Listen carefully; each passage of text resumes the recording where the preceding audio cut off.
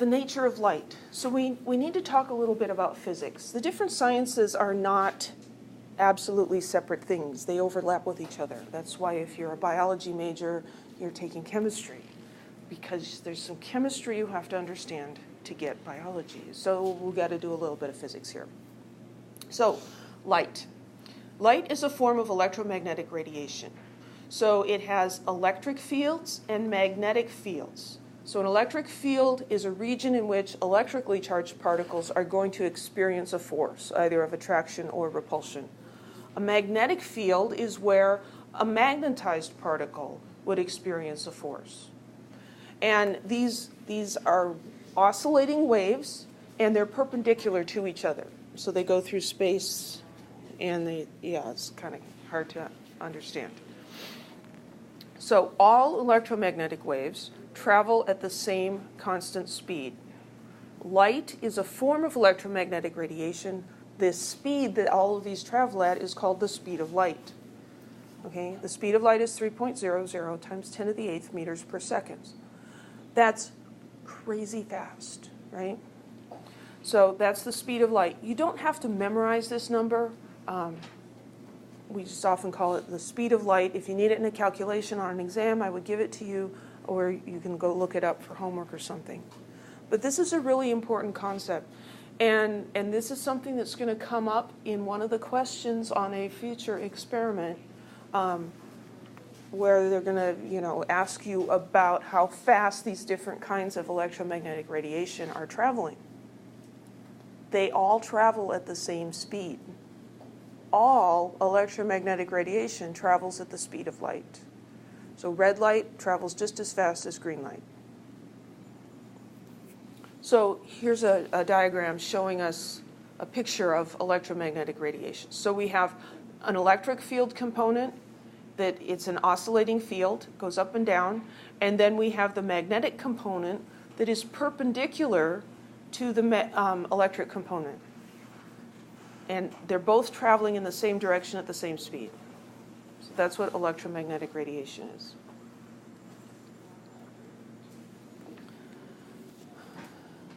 Light and sound travel at different speeds. So we observe this when we see a thunderstorm and you see lightning strike, and then seconds later you hear the noise of the thunder. If you are right next to the lightning strike, if you are unfortunate enough to be really, really close to it, it's almost simultaneous, the light and the sound, because you are right close to the source of both of those, and so you're going to perceive them both the same. If you are far away, as is typically the case, you're going to see the light first because the light's traveling at 3 times 10 to the 8th meters per second, and the sound that we hear, the thunder, is traveling at 340 meters per second. So it's much, much slower. And that's why you can predict or estimate how far away the storm is by counting the time between what you see and what you hear, because that gives you an idea of how far away the lightning strike was. So electromagnetic radiation has waves, and so we need to characterize waves. The amplitude is how tall a wave is. So you can have, a wave that changes greatly up and down, or you can have one that just changes a little bit. The amplitude is different. Another one is the wavelength. How long is the wave? And we define that as from one crest to the next crest. And that's given the symbol lambda. That's a Greek letter L. It looks like an upside down Y, if that helps you to write it. You'll have to write this occasionally. So the amplitude of light waves has to do with the brightness. A bright source of light, the electromagnetic radiation coming at you, has a high amplitude. A dim light has low amplitude. The wavelength has to do with the color of the light. So here we have a long wavelength, a medium wavelength, and a short wavelength. These all have the same amplitude. The distance from the center line to the peak is the same for all of them. But these waves are much longer and these are shorter. That affects the color. It is how our eyes perceive this radiation and our brains interpret this. We interpret this as different colors. So blue light has a shorter wavelength than red light. The amplitude just has to do with the brightness or the dimness. So here, these two waves have the same wavelength, so they would be perceived as the same color, but this would be dim and this one would be bright. Any questions so far? This is easier than quantum mechanics, right? It's leading us there. Another thing we can talk about is the frequency. Frequency is the number of waves that pass a given point in a period of time. So, we can't see light waves, right? Oh, great. I use my thumb and there's a Band-Aid on my thumb. It's going to be great. So let's think about water. Water has waves too. So here's a person at the beach, and the waves are coming in, right? So frequency would be, here you're standing in the surf, and you're counting how many waves hit you, say, in 5 minutes. So you would take the number of waves, divide by the period of time, and that would give you the frequency. The units we usually use are cycles per second, or number of waves per second. And so that unit is called hertz, abbreviated capital HZ, nothing to do with rental cars. Or we can express that as cycles per second, waves per second, or often we'll just call it per second. So 60 hertz is 60 per second. 60 what? 60 cycles or 60 events, whatever it is that you're looking at. So if you think about standing in the surf, the waves, you feel a force when they hit you, right? If a really big one hits you, it could just knock you over, right? Knock you flat. You've seen videos of that happening to people. It's kind of funny to watch other people fight it in the waves. The force, that energy that they hit you with is related to two different things. How tall the wave is, so that would be the amplitude of the wave, but it's also related to how frequently those waves are hitting you. If the waves are just slamming into you really, really fast, you're going to be absorbing a lot more force than if it's like, okay, here's one big wave, and then we got time to kind of recover, and here's another big wave. Whereas if you have big wave, big wave, big wave, you're just probably not even going to be able to stand up. That makes sense? So higher amplitude is more energy, more frequent is more energy. All of these waves are traveling at the same speed. What speed is that? The speed of light. Okay? All of these waves are traveling at the speed of light. So if they're all traveling at the same speed, then the wavelength is going to have an effect on the frequency, right? So here, let's get our person standing in the ocean, and so here we'll have that kind of wave, and here we'll have this kind of wave. So these are traveling at the same speed. Are you going to get hit more frequently with this one or with this one? The top one. That's going to go bam, bam, bam, bam, bam, hit you, right? This one's going to go bam, bam, bam. That's the actual sound, no. So this has a higher frequency, but it's got a short wavelength, right? That's lambda. And here, this one's lambda. How frequently the crest hits you depends on the wavelength, because they're both going at the same speed. And so we can come up with this relationship. The frequency, oh, I forgot to talk about that. So the letter variable for frequency is the Greek letter nu, which bears an unfortunate resemblance to a lowercase v. So that's v, and this is nu, right? N-U, nu. Okay, you don't need to know the name of that, but this is not a V. It's frequency, not velocity. Sorry about that. C is what we use to abbreviate the speed of light, and lambda is the wavelength. So if the wavelength is a big number, like down here, this constant divided by a big number is going to be a smaller number. So if the wavelength is large, the frequency is small. If the wavelength is small, then the frequency is going to be high. So it's an inverse relationship. So U is the symbol for frequency? For frequency. Yeah, I forgot to point that out back here. Frequency. So frequency is nu. Wavelength is lambda. C is speed of light. We don't actually end up talking about amplitude in this class, so I don't think we're going to really hear about amplitude much at all. But you still need to know what it is. Okay, so color.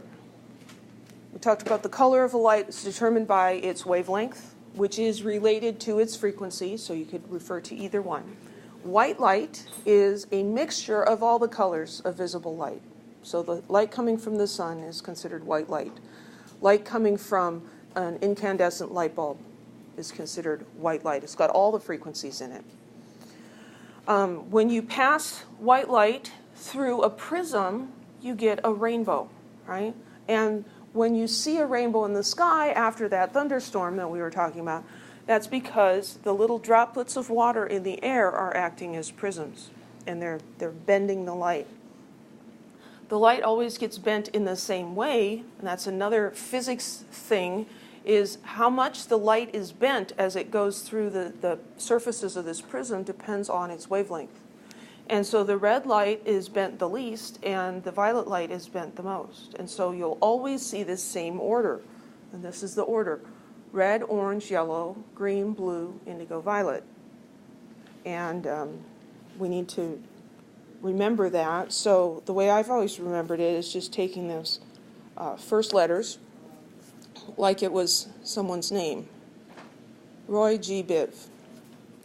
Red, orange, yellow, green, blue, indigo, violet. This is why sometimes when kids draw rainbows, you're like, well, that's a beautiful picture, but there's something off, because they got the colors in the wrong order, right? So if you want to draw a really good rainbow, you got to get the colors in the right order. So what exactly is color, and why do things that we see have different colors? It has to do with the light that's reflected. So this woman's wearing a red shirt. This shirt appears red to us because it's absorbing most of the light wavelengths, and it's reflecting the red wavelengths. And so the red light comes back at us, and our eyes perceive that. We're not getting blue light from her shirt. Her pants are reflecting blue light, but her shirt isn't. Now what about her hair? Her hair is black. Well, her hair is absorbing pretty much all of the light. That's why, like a black lab or an all-black cat, it's really hard to get a decent picture of them, right? Because they're just like absorbing all the light, and you just can't even see them very well with a camera. So then from red to violet, those are like the two different kinds? Yeah. So then would red absorbs the least amount, or the least amount in comparison to violet? Well, it's not that the colors are absorbing, it's that the surface, the object, is absorbing. Yeah. And so I can tell by the color of her shirt that it's absorbing the blue light, the green light, the yellow light. It's reflecting red light. Now, does that mean it's not reflecting any of the blue light? No, it might be reflecting some of it, but the predominant color that is being emitted or reflected is red. So then the frequency depends on how much light is coming, because I know that the amplitude is the... Amplitude is brightness. Yeah. So the frequency of the light, so a white light source is generating all kinds of frequencies. And so that the white light's out there, it's bouncing around in this room. And what we see is the light that is not reflected by the objects in the room. That doesn't change what the light is, and it's not a factor of the light, it's a property of the substance we're looking at. So, the lid of my cup is this pink color that I like so much. And the reason we have so many different shades of color is because you can have a little bit of blue, a little bit of green. That happened yesterday too. You can have something that's reflecting a little bit of blue and green along with the red.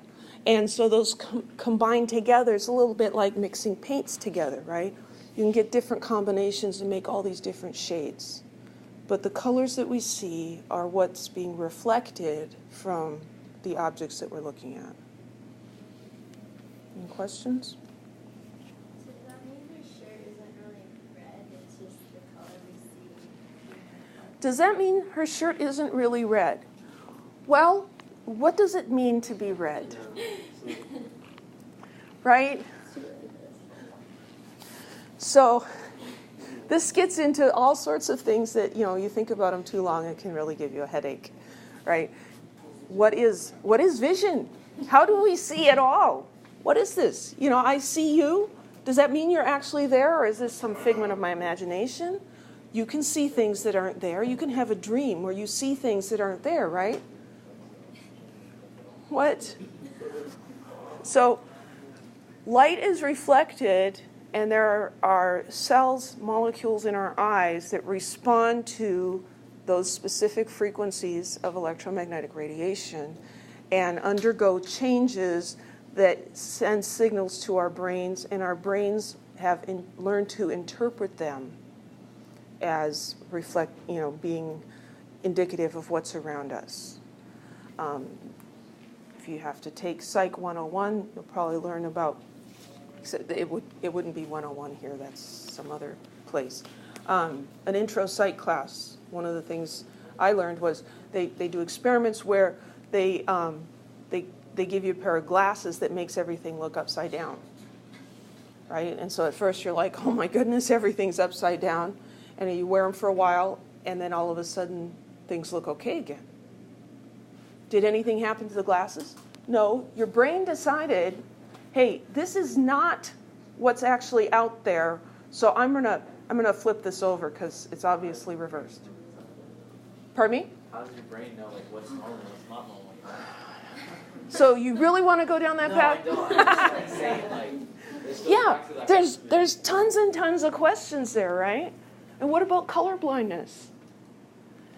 And how do I know that you see that color pink the same as I see it? I don't know. And that's probably why I like that color and some people hate that color, because it looks different to you. It does different things to your brain than it does to my brain. 4 of my 5 boys have some color issues. So the cells in their eyes, I think it's the rods, just don't respond to the frequencies of light like normal ones do. And there's all sorts of different kinds of color blindness. Color blindness does not mean that you see the world in black and white like an old movie. It means that your perception of color is not the same as everybody else's, right? And so, trying to nail that down is pretty tricky too, because we've had lots of arguments about what color the hat is. And I say it's navy blue, and they say it's purple. And I am not going to wear a purple hat, because that's a girl color. Well, that's not purple, honey, it's navy blue. But it looks purple to me. So, is it different colors? No, he perceives it differently.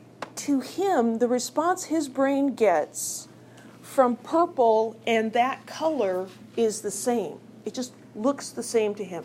You can kind of get an idea of this if you think about trying to find a shirt in the drawer. It's just getting light in the morning and you don't want to turn the light on and disturb whoever else is sleeping with you. And you're trying to figure out what color this shirt is, right? And it's kind of half dark. And you can't tell the difference between these 2 shirts, right? Because your eyes aren't distinguishing. There's just not enough light for you to do that. So you bring it into bright light and you can say, oh, well, yeah, this one's blue and this one's green. But over here in the dim light, they look exactly the same. I can't tell the difference. So are they not a color until light hits them? Pardon me? So are they not a specific color until light actually hits them? That's a good question. Are they not a specific color until light actually hits them? Yeah. I can't answer that one. If a tree falls in the forest and there's no one to hear it, does it make a sound? I mean, which came first, the chicken or the egg? There's lots of things like that. Okay, so taking it out of the more esoteric area and talking about things that are quantifiable. Here's a sort of a problem that we should be able to do. A laser dazzles the audience in a rock concert by emitting green light with a wavelength of 515 nanometers. Calculate the frequency of the light. Well, we're going to need the relationship between frequency and wavelength. And so that was given in an earlier slide. Nu, the frequency, equals the speed of light divided by the wavelength. So the speed of light is 3.00 times 10 to the 8th meters per second. And the wavelength we're given here is 515 nanometers. Always write the units in your equations. Are these units going to work out nicely? We've got meters up here, and we've got nanometers in the bottom. Those aren't going to cancel, are they? So we could take the nanometers out and convert them to meters. Or, this is kind of a cheater thing, a hack, if you will. What if instead of writing the prefix nano, we write the numerical meaning for it? So nano means times 10 to the minus 9. So instead of writing nanometers, I'm going to write what it means, times 10 to the minus 9 meters. So you can do that. You can just take the times 10 to the whatever that's appropriate for that prefix and just plug it in there. This is not correct scientific notation, but your calculator doesn't care. It'll take it just fine. Where is my calculator? So 3 EE8 divided by 515 EE minus 9 equals. Both of those numbers have 3 significant figures, so my answer should have 3 significant figures. Yeah, I'm not going to stop doing sig figs. My calculator says E14. That means times 10 to the 14. Please interpret what your calculator says and write it down in human math language. What happened with the units here? Well, the meters canceled and the meters canceled, and so what do we have left? We have seconds, but is it regular seconds? So when we cancel this out, those m's become ones, right?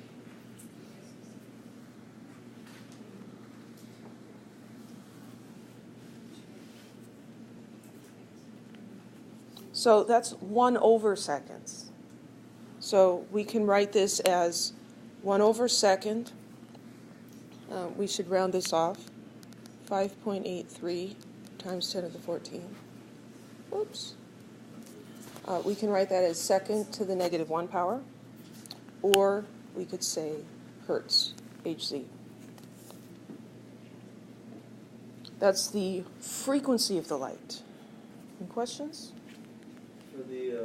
For lambda, when you took the 515 nanometers and you turned it to that, what did you do that again? So, like if I had 27 millimeters, that's the same as 27 times 10 to the minus 3 meters. Because times 10 to the minus 3 is what milli stands for. So I'm just, instead of writing the prefix, I'm writing the mathematical meaning. Oh, so same for nanometers. Yeah. So what I did is I subbed in times 10 to the minus 9 for nano. And so that can save you a lot of writing and thinking and stuff. Just got to make sure you get the exponent correct.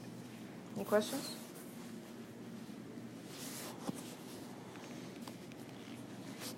So we talked about visible light and the different colors. That is a tiny, tiny part of the entire electromagnetic spectrum.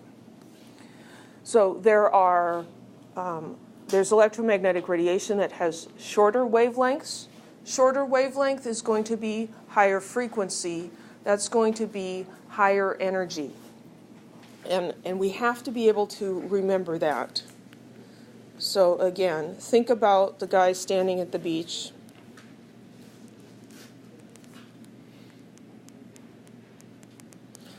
Amplitude has an effect on this, but we're not concerned with amplitude. We're just going to look at lambda and nu, frequency and wavelength. So if you just look at those waves, which one looks more energetic, the top one or the bottom one? The top one looks more energetic. It's like jumping up and down, saying, hey, pay attention to me. And this one's like, up and down. They're moving through space at the same speed, but they're going up and down differently, right? So this looks like it's higher energy, and it is. So this is high energy, and it's going to be high frequency, and it's going to be low lambda. These waves are short. And so the big wave down here is going to be lower in energy, lower in frequency, but longer in wavelength. I mean, there's different ways to keep track of this stuff. This is what works for me. If not an actual picture, I draw a mental picture, and I think it through every single stinking time, because I don't use this often enough that it just comes out by itself. So short wavelength, high frequency, higher energy. Radio waves are at the low energy end of the electromagnetic spectrum, and gamma rays are at the high end. That's the Greek letter gamma. These high energy waves can damage biological molecules. They can ionize atoms and molecules that shouldn't be ions, and that disrupts the chemical reactions that are occurring and can kill you. Okay? We call it ionizing radiation. So here is a picture. This is a typical way of representing the electromagnetic spectrum. And it's often misunderstood. So I'm going to talk you through this a little bit. So here we have a frequency scale. Here's the frequency in hertz, cycles per second. And so we've got 10,000 here up to 10 to the 24th. So it's really high frequency. This line here, right there, is showing us the wavelength in meters. So this is, what would that be, 100,000 meters, down to 10 to the minus 15th meters. So here's nanometers right there. And so we have this scale. Now here are the names and the general regions where the different types of electromagnetic radiation are found. So radio waves are down here, and that's included in the radio waves are AM and FM radio waves. TV is in here, and your cell phone is operating right in there. Microwaves, those are the microwaves that heat your food in the microwave. And the way they do that is they interact with the water molecules. They don't really interact with anything else, but they just really hit a frequency that the water molecules like and make the water molecules vibrate. Higher vibration makes for higher thermal energy and heats up your food. So even though it's like, well, microwaves must have a lot of energy because they make my food hot.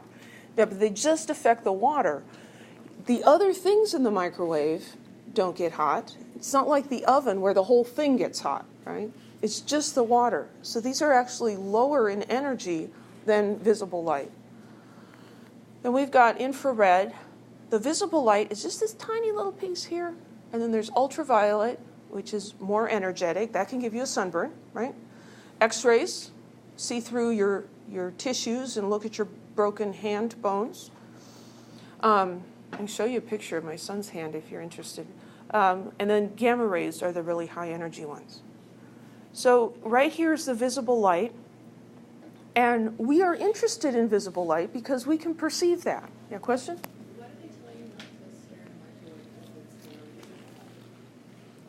Why do they tell you not to stare at the microwave if it's less energetic than visible light? I am not exactly sure. I know that there are a lot of people that believe that microwaves are a tool of the devil, and they are there to destroy us, right? And they refuse to have one in their house. There's like the TV as well. They want us to yell at you for sitting too close to it. Some of those things are just old wives' tales. You know, don't read in dim light because you'll lose your vision, you know, strain your eyes. Well, it might give you a headache, but it's not actually going to damage your eyes, right? I think sitting too close to the TV, now, the old TVs did give off some electromagnetic radiation, and possibly that was harmful. The microwaves are designed with, you know, stuff on the doors to prevent the microwaves from coming out of the microwave. I don't know exactly. Some of these things you can just say, well, better safe than sorry. Do I need to stand there and stare at the microwave? No, I don't. But when you're really hungry. So, you know, they say a watched pot doesn't boil. A watched bag of microwave popcorn doesn't pop, right? So, yeah, I don't really have a great answer for that. So this little tiny piece is very interesting to us because this is what we see. So what they did here is they zoomed in on this, expanded it so that we could really get a good look at it. So we've got red over here and violet over here. So the violet light belongs right there in the spectrum. And the red light is right over there. Here we have a separate scale in nanometers because that's a convenient unit for wavelengths of visible light, 750 nanometers. This is the wavelength of red light. It is not 10 to the 5th meters. Okay, this does not correspond to these scales up here. The violet light does not correspond to a wavelength of 10 to the minus 15. This is a wavelength of 400 nanometers, which would be found in here. Okay, so there's another question that asks you to order some things and put them in order, and people will tell me that red light is lower in energy than microwaves because they say, well, red's over here and that's lower in energy than microwaves. No, the red light on that scale is up here. Okay, so don't let this expanded section confuse you. You should read more about these different types of electromagnetic radiation in your book. I'm not going to go over it in great detail. You should know the order from low to high energy. I remember ultraviolet because it's on the outside of the violet end, right? Ultraviolet, like ultra-lord, you know, it's above, beyond. And then there's infrared, that's below red. That's the radiant heat. So any warm object is going to give off some infrared radiation. We can use a prism to separate white light into a rainbow, and we get what's called a continuous spectrum. There aren't any gaps in this. It's got all of the frequencies, and so we get this rainbow effect. Okay, so this is a picture I took at the Jet Propulsion Lab in, I think it was in Pasadena, last spring when my daughter went on a field trip. So this is an infrared camera, and that's a regular camera, and that's me and my daughter, and I'm taking a picture of our pictures, right? The infrared camera, instead of registering visible light, registers light in the infrared region. Okay, we can't see that with our eyes, but we can make a detector that can sense that and then interpret that through a computer. And so here, red is used to indicate warmer things, and blue is used to indicate cooler things. Infrared technology is really cool because it can allow you to see things, that's quotation marks, see things in the dark. No visible light, if you've got one of these infrared night vision scopes or something, it will pick up the infrared light. And so you can see anything that's warmer. So you're basically seeing differences in temperature. Well, living organisms are warmer than the things around them, and so you can spot somebody hiding in the woods in the dark because they'll light up on the infrared camera. High energy radiation is dangerous, but it can be used to benefit us as well. So say you've got a brain tumor, and you can't just cut out a brain tumor like you can cut out, a tumor somewhere else, because you need all the parts of your brain, right? And even that one part, they would have to destroy other parts to get to it. So this is a problem, right?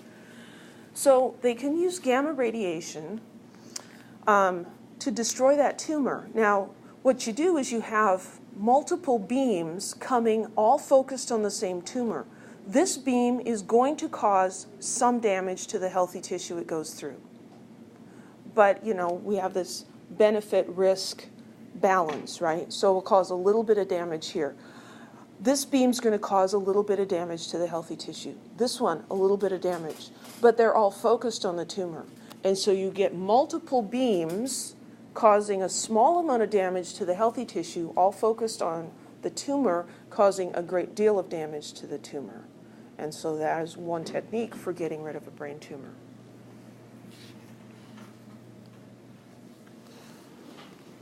Okay, so these light waves, any waves, can interact with each other, and that interaction is called interference.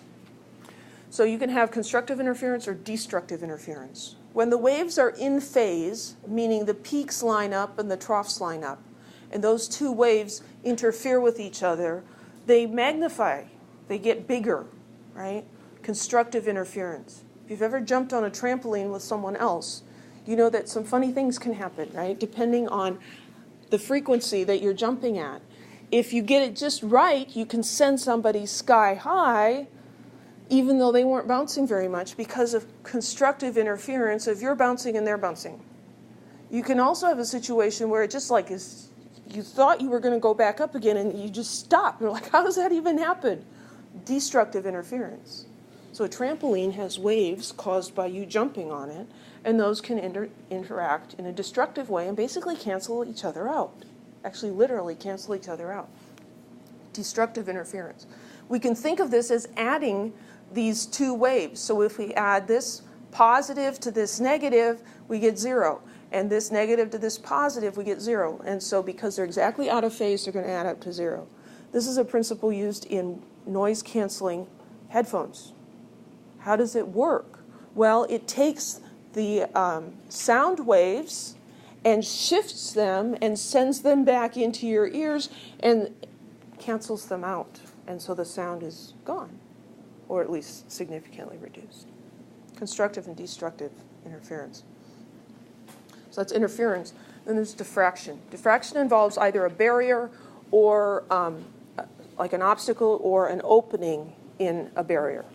And the size of the obstacle or the opening is significant. It has to be roughly the same size as the wavelength. So you can't have, like a doorway-sized opening and have that cause diffraction. The waves will bend around this object. Traveling particles don't do this. You throw a baseball through a slit and it just keeps going straight. If it didn't hit anything, it just keeps going straight. But the waves will bend. It's really kind of crazy. This is a characteristic of all light waves. And waves in the water do this as well. So this is diffraction. The wave comes at a barrier and there's this opening. And when it goes through, the waves get bent. They get diffracted. If you've got particles going at that same barrier, some of the particles will go through.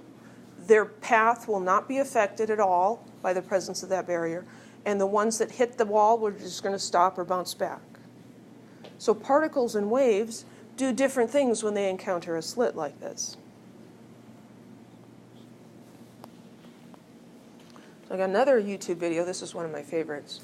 I'm going to talk briefly about what all this is, and then we'll watch the video, and then I'll talk about it again. Hopefully it'll make more sense. So if you take a light source, that is giving off light waves that are, they all have the same phase. And so we've got two slits now. And as the light hits this slit, it gets diffracted. And over here, the light with the same phase is hitting this slit and gets diffracted. Well, as the diffracted waves travel on, they're going to interact with each other and cause areas of constructive interference and destructive interference. So where the waves are in phase, they will constructively interfere, and we're going to get a bright spot on this screen. Where they are out of phase, you're going to get a dark spot. And so on the film, this is looking at the front of the film, you're going to see, this is called a diffraction pattern, you're going to see alternating bands of dark and light. So let's watch the video here. Oh wait, I can't do it that way, I gotta do it this way. Ah! Okay, fine. Come on.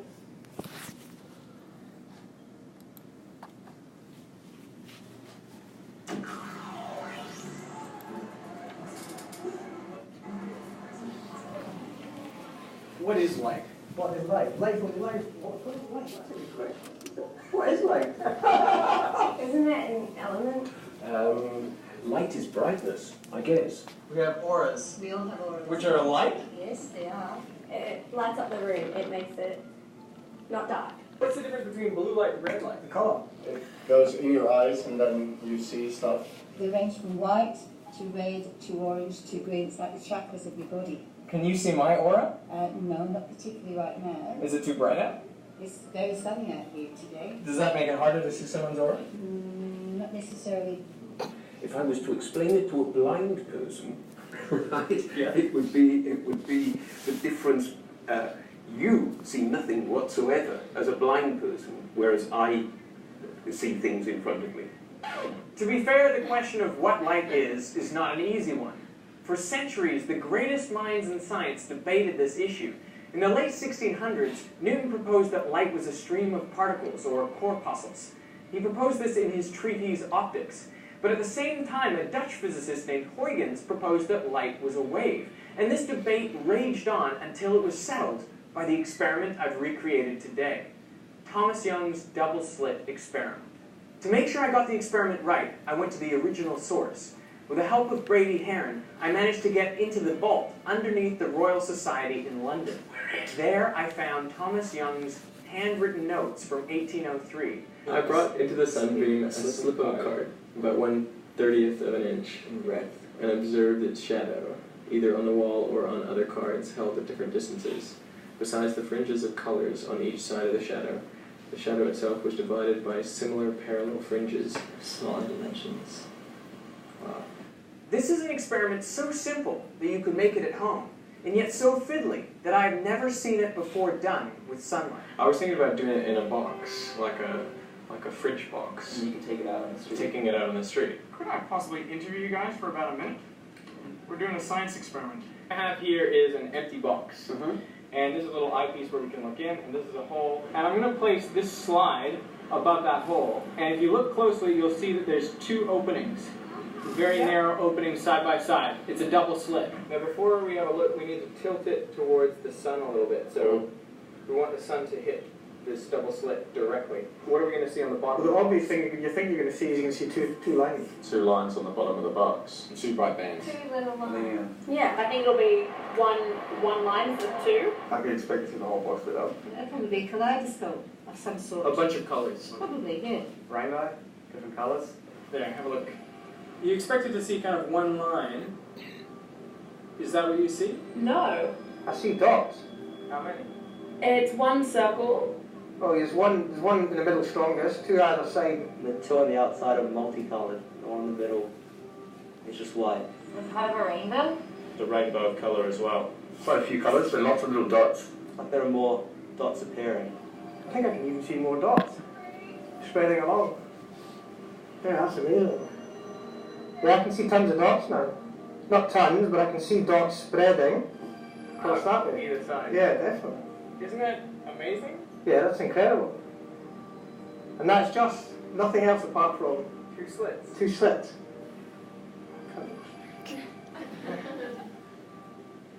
That's incredible. But all we're doing is we're putting a light through 2 very narrow slits side by side. How does this make any sense? There's some kind of principle involved there. The average person is not familiar with. That's the only explanation. No, I'm really confused by it, but I'd like to find out why. People were debating, is light a wave or is it made of particles? So what causes that? Well, if light were behaving as particles, you would expect them to go through each slit and just produce a bright spot underneath. So we would see two bright spots on the bottom of the box. But if light's behaving as waves, then the wave from one slit can interact with the waves from the other slit. I've got a demonstration here on a little pond where we can see this with water waves. I have two sources of ripples, which are basically like the two slits. When I create ripples with a single source, they travel out with circular wavefronts. Nothing particularly surprising there. But if I add a second source of ripples, then we start getting an interesting pattern.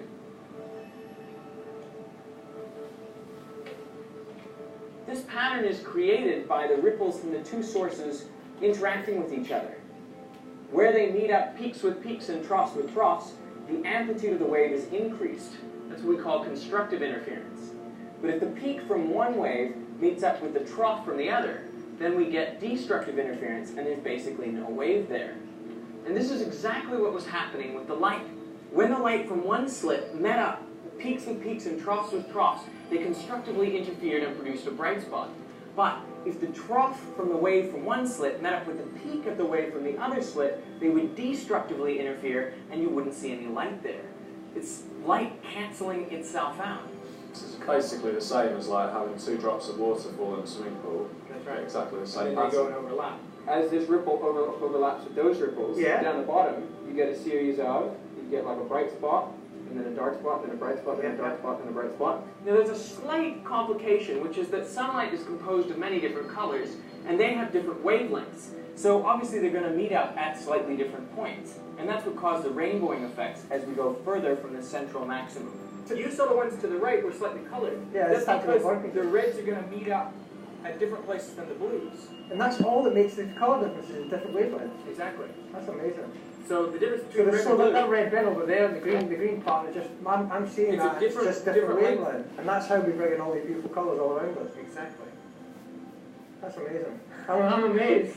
Oh, good on you, thanks, Ben. Hey, thank you. I have been enlightened. Literally.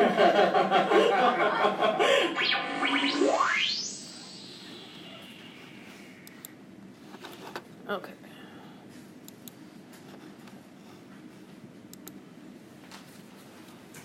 Any questions?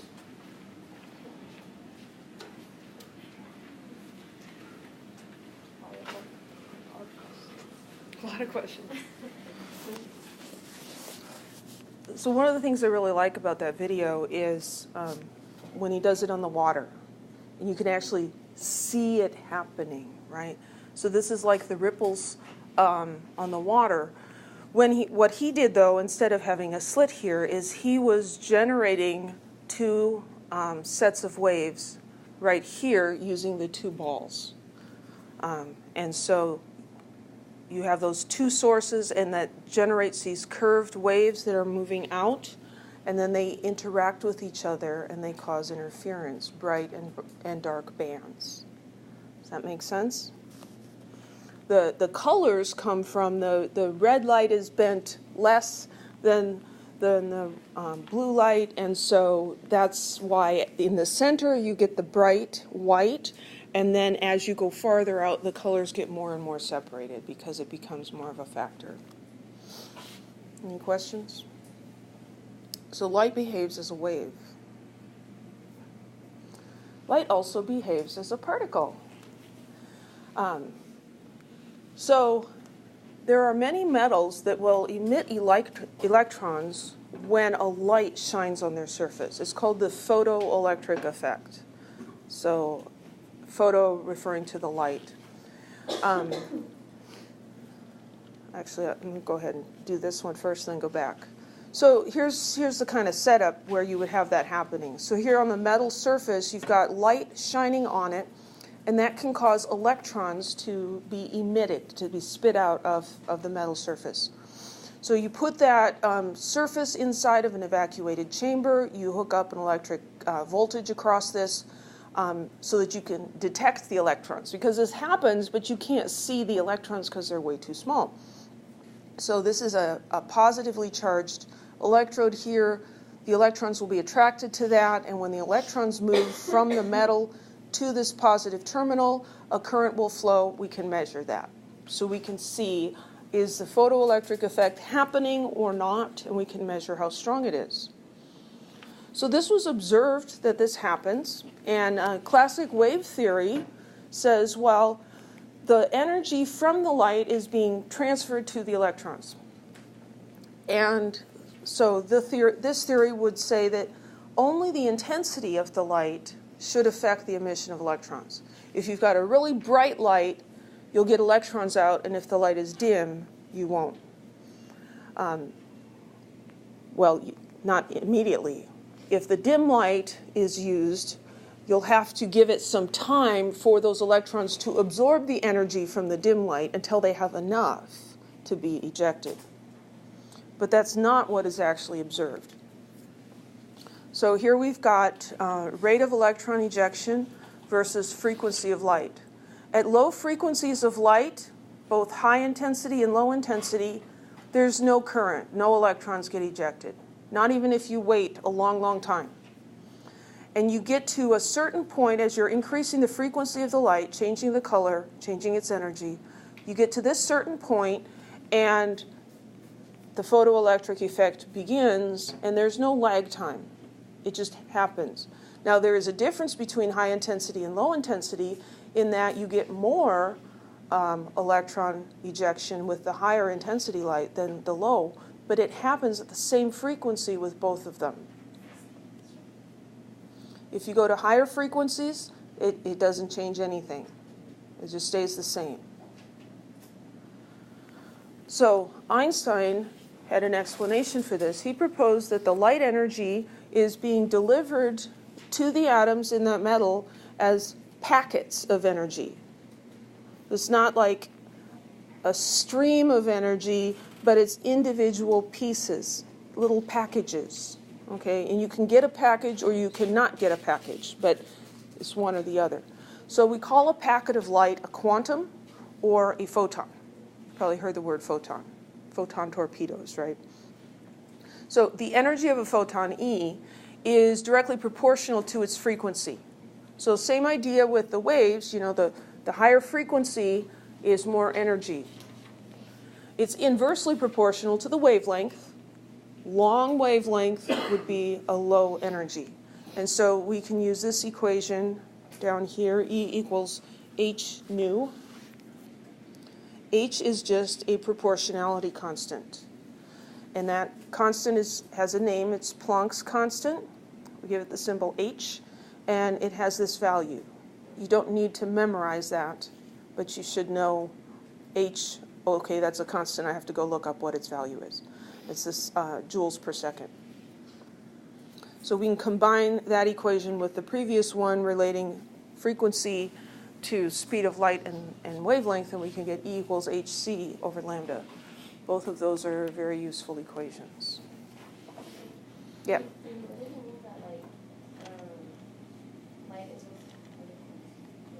Well, we're getting to the particle part. We're getting to the particle part.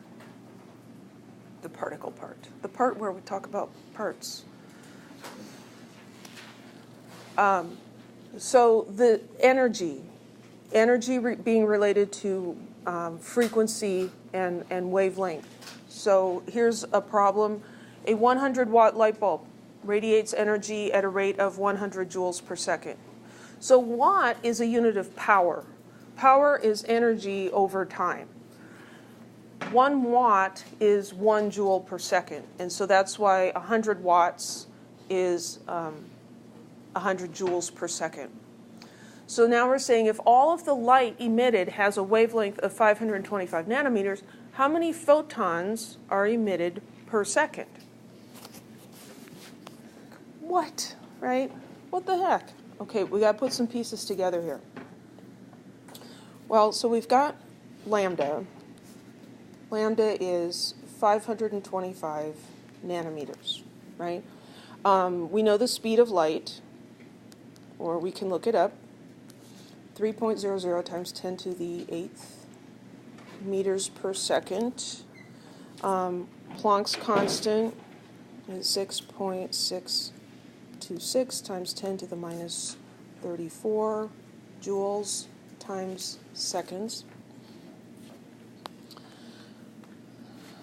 So what do we have here?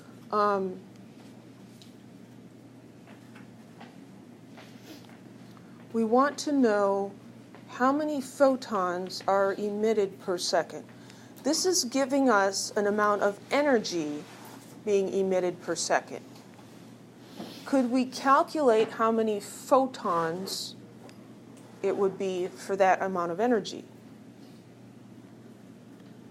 Well, we've got this equation, E equals hc over lambda. It's the energy of the light. So we could plug these values into that. 6.626 times 10 to the minus 34 joules times seconds. We want to be careful with our units here. And then we've got 3.00 times 10 to the 8th meters per second, squeezing it in. And we're going to divide by the wavelength, 525 nanometers. And we're going to look at the units. Well, seconds and meters per second, those seconds cancel out. Here we got that same problem where this is meters and this is nanometers. So I'm going to do that same trick I did before. Instead of writing nano, I'm going to write what nano means. Nano means 10 to the minus 9. So this is times 10 to the minus 9 meters. And then my meters cancel out. And so this is the energy of the light. The energy of one packet of light, of one photon.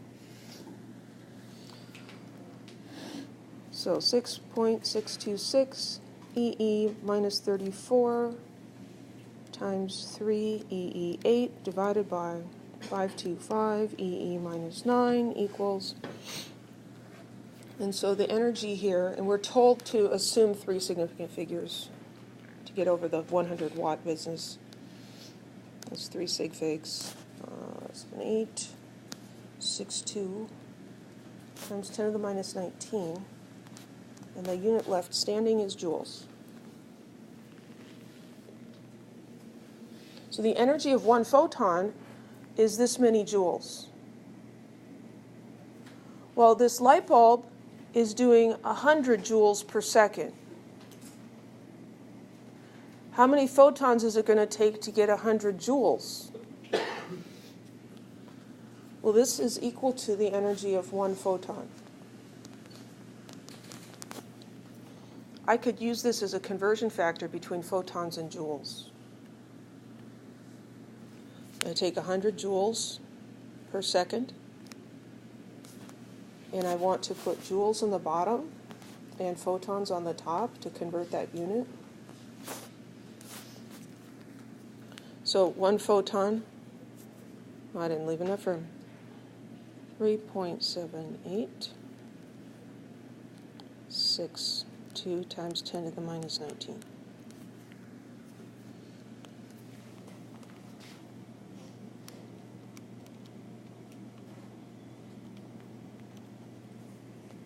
I'm getting 2.64 times 10 to the 20th.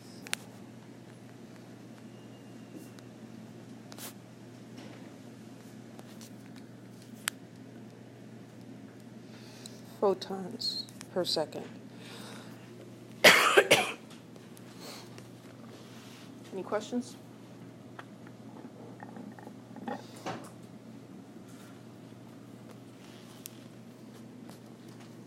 So that's a lot of photons. 100 watt light bulb in 1 second, just like a gazillion photons being emitted. Yes? H is a constant. And so H is this value. It was right here.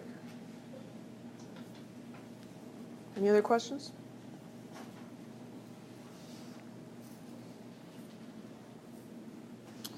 This is something we should be able to do. Arrange these 3 colors, green, red, and blue in order of increasing wavelength, in order of increasing frequency, in order of increasing energy per photon.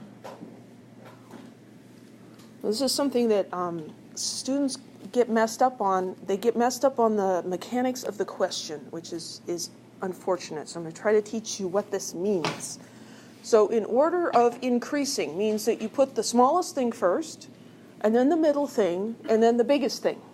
Okay, that's increasing. From the beginning of what you're writing from left to right, it's going in increasing. You can also have a question that says, put these in order of decreasing energy. Then you put the big one first and the small one last. So this is something you should be able to answer without looking at the electromagnetic spectrum. So how do you do that? Well, I'm going to show you how I remember this. So I'm going to think about, okay, well, we've got that electromagnetic spectrum, right? And we've got the colors, Roy, G, Biv. So going from left to right is low energy to high energy. But how do we remember that? Well, so here we've got our electromagnetic spectrum. There's the visible light. And higher in energy, we're going to put high energy over here because what's next to the violet? Ultraviolet. Ultraviolet will give you a nasty sunburn. Gives me a nasty sunburn. So that's high energy. And over here next to red, that is the IR region, infrared. And then we've got the microwaves and the radio waves. And up here, we've got X-rays and gamma rays. But thinking about Roy G. Biv, next to violet is ultraviolet. Ultraviolet gives me a sunburn that's higher in energy than visible light. That's how I remember which end is high energy. So we could do this bottom one first, because we figured out that going to the right in our diagram is high energy. So energy per photon, we want to look for red, green, and blue. So we've got red, green, and blue. Which one has the lowest energy?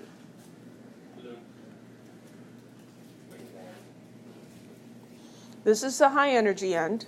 So which one, this is the low energy end. Sorry, I'm having trouble with my pointers. So which one is closest to the low energy end? Red.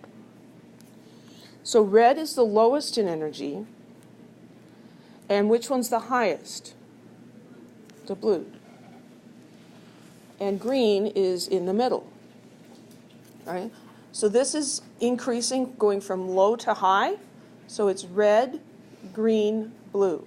You can separate those with commas. I prefer to use the greater than, less than signs because that just makes it even more clear. And some people have forgotten which side is the bigger and which is the smaller. Okay, so look at that. This side, these are far apart, big separation. That goes to the big side, and the little tiny pointy side goes to the small side, the small thing. So red is smaller in energy than green, and blue is greater in energy than green. Okay? So then I'm going to say, well, now I'm having a hard time remembering there was some upside down business. There's frequency and there's wavelength, and I can't remember how they go together. Well, think about the waves. Well, that one kind of petered out, but look at this part. Which of these looks like it has more energy? The bottom one. It's like jumping up and down, right? So this one jumping up and down, you're standing in the surf, the waves are coming really fast. That's higher energy, right? High frequency. So this is high frequency. High frequency, though, is a short wavelength. So this is low wavelength. So this is low frequency and high wavelength. There are other ways to remember this, but this is what works for me, so that's what I'm telling you. You just kind of think it out. Draw this little picture on the exam. Okay, so if we're going for shortest wavelength, which one has the shortest wavelength? This is the short wavelength end. Which one's closest to this? Blue? So blue is the lowest wavelength, and then what's next?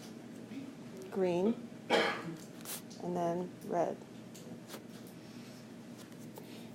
So this is the end of our measuring here that has the long wavelength, so that's the red. And so the frequency and energy have the same trend. So this is low frequency, so red is the lowest, and then green, and then blue. Green is always going to be in the middle. It's just a question of which one's first, red or blue. Any questions?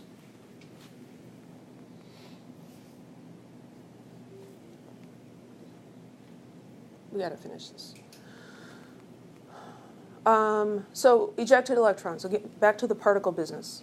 So one photon at that threshold frequency has enough energy to dislodge a single electron. That threshold energy is called the binding energy of the electron. The electron is stuck to the metal by some force, right?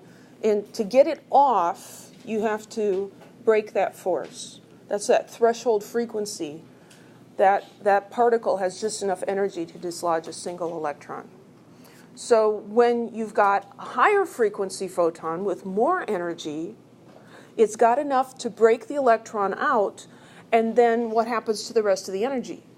The electron absorbs it as kinetic energy. So the electron doesn't just escape, it escapes quickly. So we can say that the kinetic energy equals the energy of the photon that hit the metal minus the energy of the binding of the electron. So this is the amount of energy that took to just get it off. So this is h nu minus phi. So this is the energy of the photon, the Planck's constant times the frequency. That's how much went in. And then this was absorbed by the metal to get the electron out. And so the difference here is the kinetic energy that the photon has. So that probably didn't make a whole lot of sense. Let's talk about going to Disneyland. That's happier, right? It's the happiest place on earth, except for all the screaming children. So you go to Disneyland. Say a kid's going to go to Disneyland, and I don't know what it costs anymore. It's like $5 million to get in for one day. So let's just say it's $100 to make it easy. So the kid has $100. He goes to the gate, and he has just enough, and he gets in. Awesome. But he has no spending money now. He's going to be hungry, right? What if he has $200? He goes to the gate, he pays $100 to get in, and what's he going to do with the rest of the money? He's going to keep it and spend it on stuff, right? He's going to blow it on churros and chicken nuggets in the shape of Mickey Mouse. He's going to have fun with it, right? So the energy of the photon is like the money that the kid has. And this is the gate fee, except here he's leaving instead of going in. And any difference between these, that electron has to run away faster. What if the kid has $75 and he goes up to the gate? Are they going to let him in? Well, won't they let him in for 3/4 of a day? No, they won't, right? You have to have enough. You have to have 100 to get in. And that's what's going on with this threshold frequency. This is the gate fee here. If you have less, even if you're just really close, you're not going anywhere. You have to have enough to get in. There's that tipping point, basically. So you have enough to get in, or in this case, enough to get out. So this is the amount of energy needed to eject the electron. If you have more energy because you have higher frequency light, the electron just gets ejected. The difference now is what the electron does afterwards. It's going to move faster, yeah. So if you shine light below the threshold frequency at a piece of metal for forever, let's say. Nothing happening. Nothing, so the light just, nothing happens to it, it just goes away. Well, what happens to light when it runs into anything? It can be absorbed and cause heat, temperature changes. It can be reflected. Different things can happen to it. It can be transformed into other forms of energy. So it's not like it disappears. but it's not going to cause any electrons to be ejected. So when it's above the threshold frequency, does that mean the light isn't reflected? It's absorbed? Correct. The light, if it's above the threshold frequency, that light energy will be taken in and used to break the bonds that are holding that electron in there. So that's going to require some energy. And then the rest of the energy is transformed into kinetic energy of the electron as it goes away. So the photoelectric effect demonstrates to us that light can act as a particle. Because if this was waves, it wouldn't work like this. There wouldn't be this threshold. It would be, okay, well, you have to wait until you've absorbed enough. But that's not how it works. It's a one-shot. The photon comes in. It either has enough energy or it doesn't. You either get into Disneyland or you don't. So, suppose a metal will eject electrons from its surface when struck by yellow light. What will happen if the surface is struck with ultraviolet light? No electrons being ejected. We've got electrons that will be ejected, but they're going to have the same kinetic energy. They're going to have more kinetic energy or less kinetic energy. But we have to look at the difference in energy between yellow light and ultraviolet light. Which is more energy? Ultraviolet, it can give you a sunburn, right? Yellow light will not give you a sunburn. So this is the higher energy. So yellow light has enough energy to eject electrons. It is at least at the threshold frequency, if not above. So if we send light that has more energy, does that change things? It does. How does it change things? We're going to have more kinetic energy in those electrons. So this is the kid going to Disneyland with $500, and this is the kid going with $150. $150 is enough to get in, and he's got some spending money. So this one can also get in. We're still going to have electrons being ejected, but now they're going to have greater kinetic energy, greater spending power at Disneyland. So it's letter C. Any questions? Yeah. Solar panels? Solar panels. So solar panels take light energy, and through the interaction of that light energy with the materials in the solar panels, convert it into electrical energy.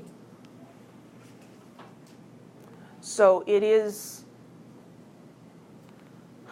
I don't know that it's specifically the photoelectric effect, but the photoelectric effect could be involved in that. I don't know exactly. But yeah. So this has been introducing the wave-particle duality of light. Sometimes light appears to behave like a wave. We see in the double slit experiment, we see the fringes, the interaction. That demonstrates that light is a wave. Other times it acts like a particle. So the photoelectric effect illustrates that light is acting as a particle and not as a wave. Which behavior you observe depends on which experiment you're doing. Take the same light, do both experiments with it, it'll behave like a wave over here and a particle over there. And when we're not observing it, it's both at the same time. Yeah, you can chew on that for a while.